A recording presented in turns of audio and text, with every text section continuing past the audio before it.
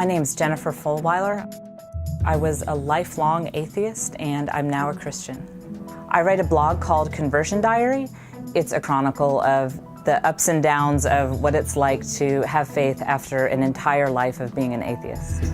I never believed in God, not even as a child. When my dad would come read books to me at night, I believe I was in 4th or 5th grade, and our nightly reading was Carl Sagan's Cosmos.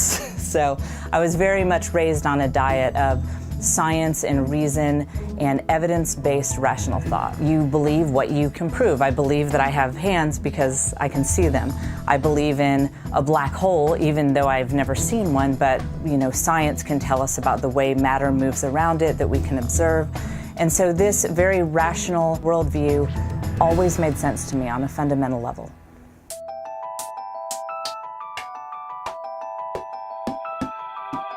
Before I got to the point that I could really start researching faith with an open mind, something had to happen. And for me, that occurred after my first child was born. I looked down and thought, what is this baby? And I thought, well, from a pure atheist materialist perspective, he is a collection of randomly evolved chemical reactions. And I realized if that's true, that all the love that I feel for him, that it's all nothing more than chemical reactions in our brains. And I looked down at him and I realized that's not true. It's not the truth. I didn't know where to go from there, but that's what prompted me to start researching topics of spirituality.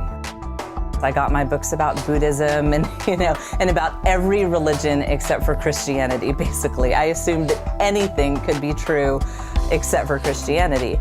And my husband, who considered himself a non-practicing Christian, said, you might want to start with the one major world religion whose founder claimed to be God. After all, that's a really easy claim to disprove if it's not true. And I thought, well, that's a fair point. I was such a through and through atheist that I have to admit I was ignorant of all these great Christian thinkers. What about Thomas Aquinas? What about Augustine? What about Descartes? I mean, all of these great thinkers throughout history were not only theists, but Christians. And I was really surprised when I actually found these very intellectually rigorous books where people talked about their faith from a place of reason and not a place of emotion. And when I looked at evidence like that on the whole, I started to think something explosive, something world-changing happened in 1st century Palestine.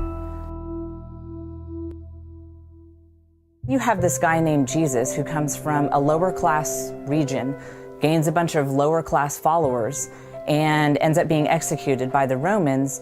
And yet in droves, you see thousands and thousands of Jews giving up these traditions that they had held dear for thousands of years. And the people who joined in on this new religion, there was no benefit for them. It was a persecuted religion. People who joined this religion didn't tend to work out too well. They tended to lose social status and often face death. But I wasn't yet convinced and ready to become a Christian. And so I started a blog.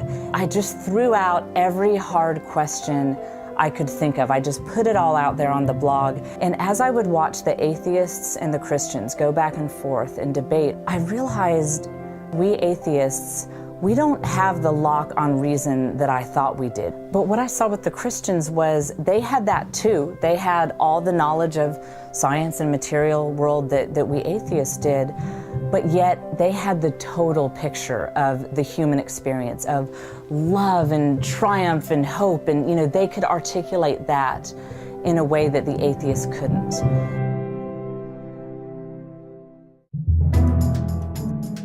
It wasn't until after I had made the intellectual decision to become a Christian that I think I finally believed it in my heart. When I set my pride aside and said, okay, I feel like I'm talking to myself, but Jesus, I want a relationship with you. I want to know you, even though I don't know how to go about doing that.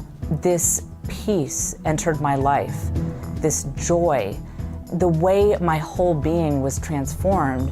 There was just no question that this is somebody real.